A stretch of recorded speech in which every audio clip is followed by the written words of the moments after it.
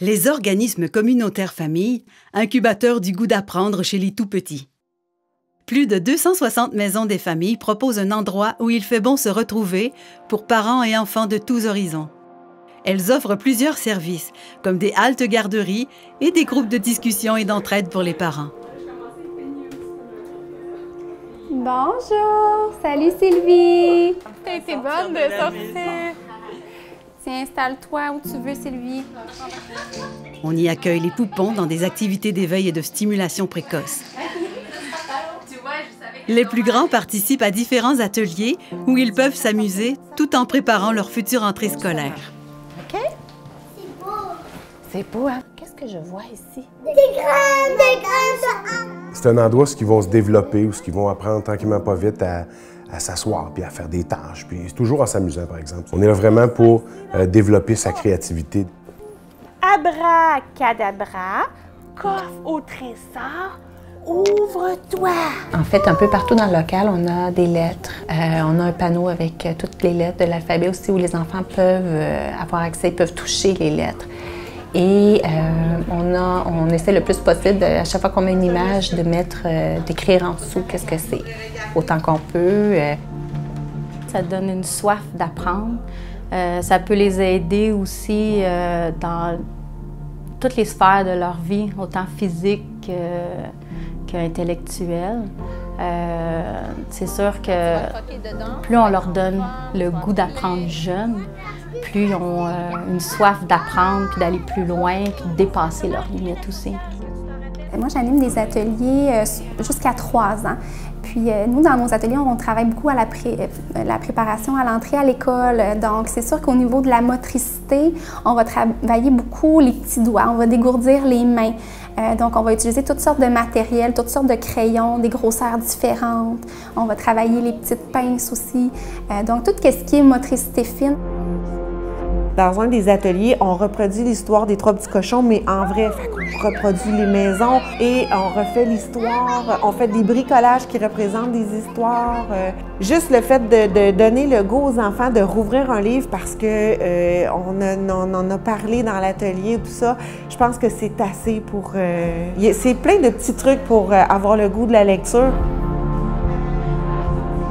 Mais ici, c'est ça qu'ils apprennent un peu, à compter des histoires, à regarder, à toucher, à commencer les premiers contacts avec les livres, parce que c'est pas nécessairement de lire un livre qui est important, mais c'est d'en avoir un dans les mains. On leur apprend que, dans le fond, le début, c'est manipuler le livre.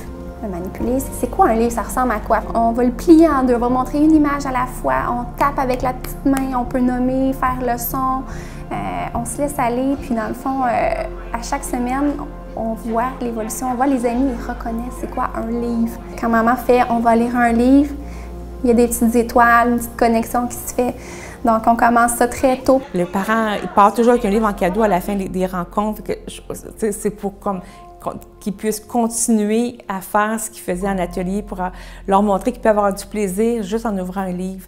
Le parent qui est déjà habitué d'être avec son enfant en proximité, d'être proche de lui, de regarder des images, de lire des mots, mais ça le prépare éventuellement quand ils vont faire des devoirs. Zineb, combien de pommes? Dans mon cas, à moi, c'est la première fois qu'ils étaient réunis avec d'autres enfants puis qu'ils pouvaient échanger à leur façon, parce qu'ils sont quand même arrivés jeunes, là, 2 ans, ils devaient échanger à coup de gaga, go, go, go, yes, papa, maman. C'est comme le premier contact, justement, avec la société, en fait. Donner. Et on travaille beaucoup au niveau de l'autonomie aussi, puis de la confiance en soi dans nos ateliers. C'est des prérequis importants aussi à l'école. Donc, l'enfant, souvent, on va l'encourager à essayer tout seul. Il essaie une première fois de faire l'enfilage, par exemple, ou, je sais pas moi, découper, tout ça. Fait qu'on encourage l'enfant aussi à essayer. Puis, on lui apprend que de se tromper ou de ne pas réussir la première fois, c'est pas grave. L'important, c'est de s'amuser. C'est ma rose. Oui, il est très patient quand on fait pousser des fleurs.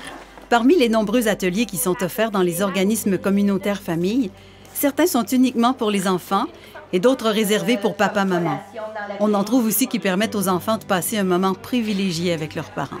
Au niveau du lien d'attachement, de la relation parent-enfant, de faire un atelier où on se voit pendant 10 semaines, c'est inscrit dans l'agenda, les enfants le savent, c'est un moment bloqué, là. Tu sais, la vie va tellement vite des fois.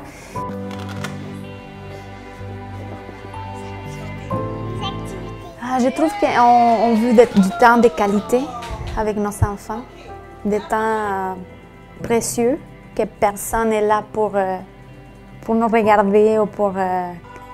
je sais pas, c'est comme un temps spécial qu'on a avec nos enfants. Et je pense aussi que les parents viennent bien, les mamans surtout, pour briser l'isolement. Ils sont vraiment toutes seules. Aussi avoir des idées à faire avec tes bébés ou tes enfants. Des fois, on manque des idées. Oh, quel bricolage! Comment est-ce qu'on pourrait montrer certaines choses? On vient ici, on prend toutes les idées et après, on peut revenir à la maison. Dans les maisons des familles, on trouve une équipe d'intervenantes et d'intervenants à l'écoute, ayant à cœur de soutenir les parents dans le développement des tout-petits. Sa coordination, je regarde, je prends, est posée. On va les prendre où est-ce qu'ils sont. On va les accepter comme ils sont. On va regarder avec le parent où il est rendu, c'est quoi ses besoins, puis on va essayer avec les parents de donner ce qu'il y a de besoin ou de travailler ou ses plus grands défis, mais on va accepter l'enfant comme il est. Il n'y a pas de cours pour être parent. Il n'y a pas rien en fait pour ça. C'est pas un métier où tu peux apprendre. À la maison de la famille, mais c'est là qu'on retrouve les trucs, c'est là qu'on peut parler de ce qu'on vit comme parents. Et ça peut permettre de ventiler, puis de se donner un gros coup de pouce, dire le métier de parent, c'est le métier le plus beau au monde, mais c'est aussi le plus difficile. Donc la maison de la famille est là pour supporter ce travail-là. Le développement des tout-petits est une responsabilité collective, fièrement partagée par les organismes communautaires familles. Les intervenantes et les intervenants qui y travaillent sont heureux de mettre à profit leur savoir-faire, riche de plus de 50 ans d'expérience.